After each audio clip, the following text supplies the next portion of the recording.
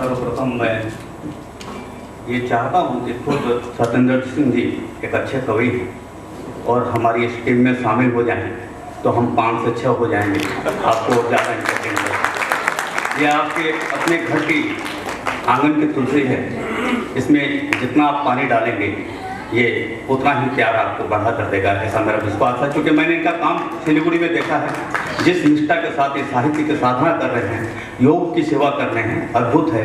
तो मैं चाहता हूँ सत्येंद्र सिंह जी भी अपना स्थान ग्रहण करें और हमारी बिरादरी में शामिल हों तो हमें अच्छा लगेगा। भाभी जी भी बैठी हैं, संगीता जी, मैं उनको भी प्रणाम करता हूँ। बहुत अच्छा लग रहा है आज का इस जो आयोजन आपने किया है, बहुत ही कह सकता हूँ पूरी योजना के तहत पूरी टीम वर्क के साथ ये कार्यक्रम दिखाई दे रहा है। सर्वप्रथम मैं इस कार्यक्रम की अध्यक्षता के लिए आदरणीय देश के ओज के सबसे बड़े कवि आदरणीय कमलेश राजहंस जी का नाम प्रस्तावित करता हूँ। मुझे विश्वास है कि आप सबका समर्थन मिलेगा।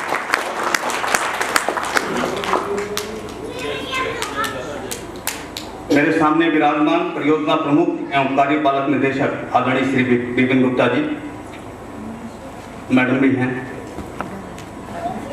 समूह महाप्रबंधक आदरणीय श्री राजेंद्र प्रसाद साहब एवं मैडम जी, देश की सबसे बड़ी सुबनश्री परियोजना के सभी महाप्रबंधकगण, वरिष्ठ अधिकारीगण, डीसी, CISF, गेरुका मुख परियोजना के मेजर वर्ग के सभी कॉन्ट्रैक्टर्स, आदरणीय देवियों, सज्जनों एवं प्यारे बच्चों एवं मानव संसाधन नवीन जैन जी, जो बराबर हमें ट्रैक करते रहे हैं कि हम कहाँ हैं, कब पहुंच रहे हैं, पूरी व्यवस्था, दुरुस्त व्यवस्था उन्होंने कर रखी है, इसके लिए उनको प्रणाम करता हूं। कवियों का परिचय लगभग हो चुका है।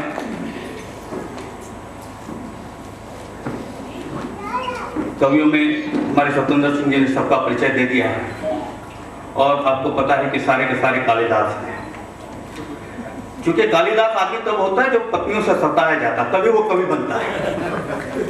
और ये मोहतरमा जो बैठी हुई हैं, ये पति की सताई है। तो सारे के सारे कालिदासों को मैं प्रणाम करता हूँ क्योंकि समय कम है और मैं मिनिमम इनपुट से मैक्सिमम आउटपुट आपको देना चाहता हूँ। अभी देखा कि राजेंद्र साहब एक फूल से उसको बहुत बेहतरीन ढंग से पैकिंग करके, जैसे मोदी जी पैकिंग करते हैं और माल बेचते हैं, लग रहा था कि बड़ा गुलदस्ता दिया जा रहा है।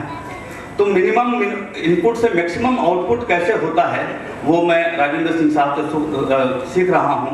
उन्होंने वक्तव्य में भी अपना कम समय लिया कि ताकि कवियों को पैसा दिया तो ज़्यादा से ज़्यादा वसूला जा सके।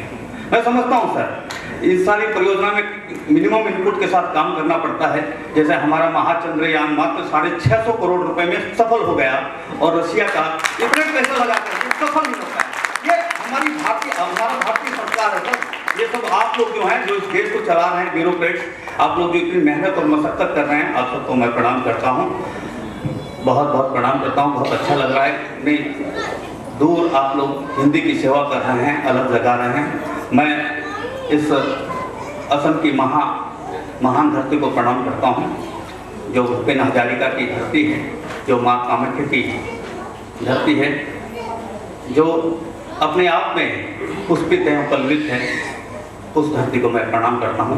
लीचेन बोरोफुन जो हैं यहाँ के, जो बहुत बड़े हीरो रहे हैं, उनको मैं प्रणाम करके आज का कार्यक्रम का आगाज करता हूँ। सर्वप्रथम मैं माँ सरस्वती के वंदना से कार्यक्रम आरंभ करूँगा, उसके बाद हम क्रमशः कवियों का आगाज करेंगे। और मुझे पूरा विश्वास है कि आज की ये शाम आपकी यादगार शाम होगी। है माँ सरस्वती की वंदना, उसके बाद कवि सुनना। वरदे वरदे वरदे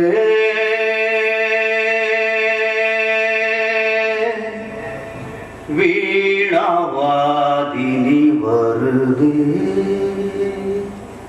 वीणा वादिनी वरदे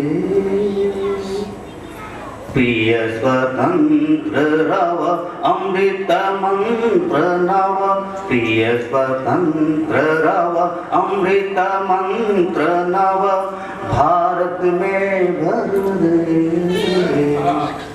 वीणा वादिनी भर दे वीणावादिनी वरदे काटे अंधउर के बंधन स्तर वहा जननी ज्योतिर्मय निर्झर काटे अंधउर के बंधन स्तर वहा जननी ज्योतिर्मय निर्झर कलुष भेद तम हर प्रकाश भर कलुष भेद तम हर प्रकाश भर जगमग जग कर दे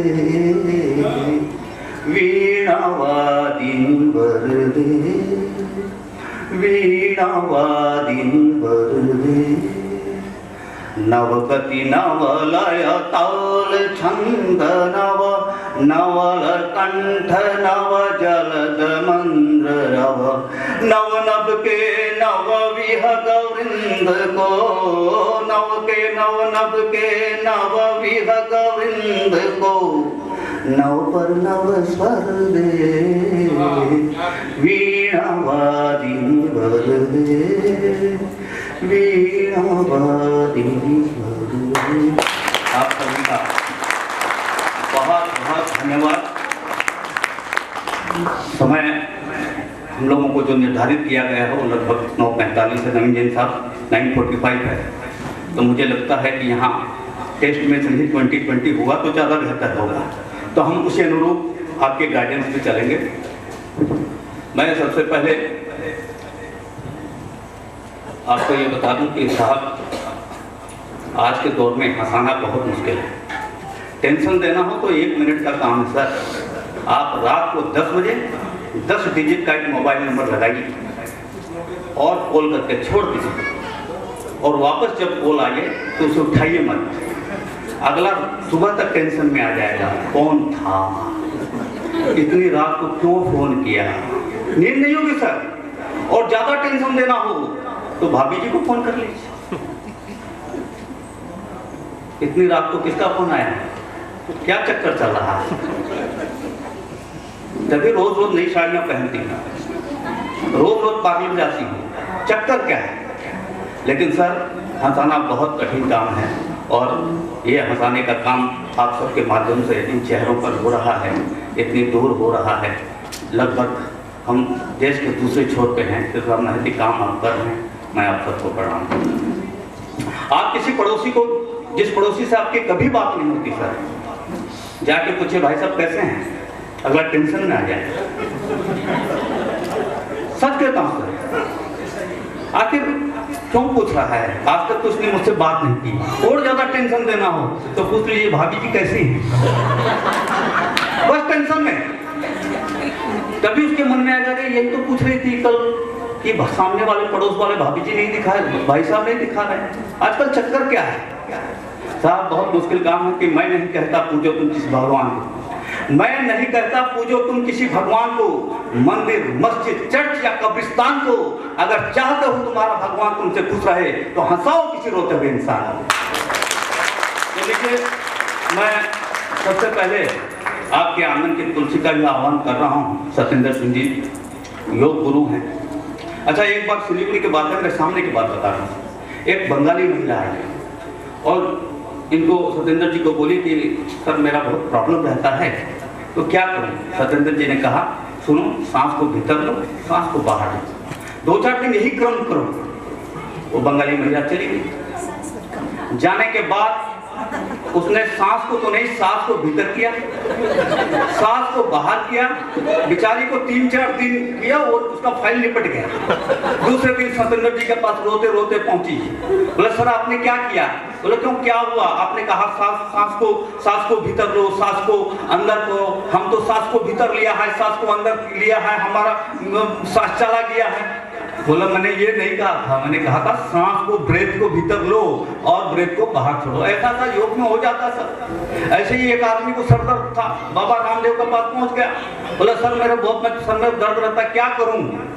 बोला करना कुछ नहीं है, शीर्षासन कर। अगले 2-3 दिन शीर्षासन किया। दूसरे दिन बाबा के पास गया। बाबा ने पूछा फायदा हुआ। बोला नहीं बाबा फायदा तो नहीं हुआ, लेकिन बहुत दिनों पुरानी मेरी एक अंडरपैंट खोई हुई थी, मिल गई। और मेरे घर के क्लेश भी मिट गई, क्योंकि मेरी पत्नी रोज मुझे सब करती थी। 4 अंडरपैंट थे, 3 ही मिली, 3 ही घर में थी और एक मिल नहीं रही थी। आपके कारण मेरा ये काम हो गया।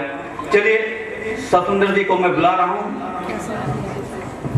सतेंद्र सिंह हमारे बीच के अपने कवि हैं, जोरदार तालियों से उनका स्वागत करें। कि है बहुत अंधियार के सूरज निकलना चाहिए, है बहुत अंधियार के सूरज निकलना चाहिए, जिस तरफ भी हो जब मौसम बदलना चाहिए।